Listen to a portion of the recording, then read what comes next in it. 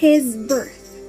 He was the child of Suddhodana, the Sakya sovereign, and was known as Prince Siddhartha in the Himalayan foothills of northern India.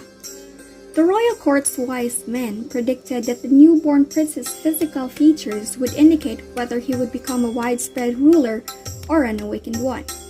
Suddhodana tried his hardest to grow up to be the best king, so he raised him in tremendous luxury of accommodation, believing that his son's long-term devotion to the external reality would prevent him from following a religious journey.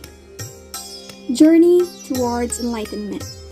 He married his cousin, Princess Yasodhara, when he was 16 years old, and they had a son together.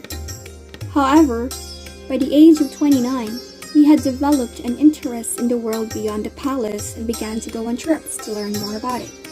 He found an old guy, a sick person in a body at that point, which caused him to reflect on the fragility of life, aging, disease, and death.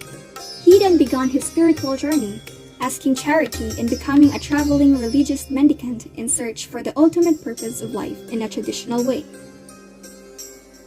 Search for enlightenment.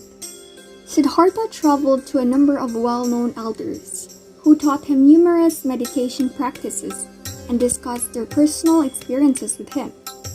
He sat under a huge tree and taught.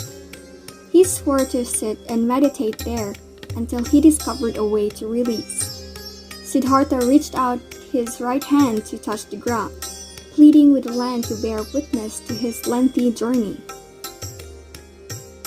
The Enlightened One. Siddhartha then entered a deep state of concentration, and at daybreak he attained the enlightenment he had sought. This made him realize that there was nothing to which he could hold indefinitely, that existence was fleeting, and that there was no unchanging personal essence, no permanent self beyond aging, disease, and death. He had finally reached nirvana.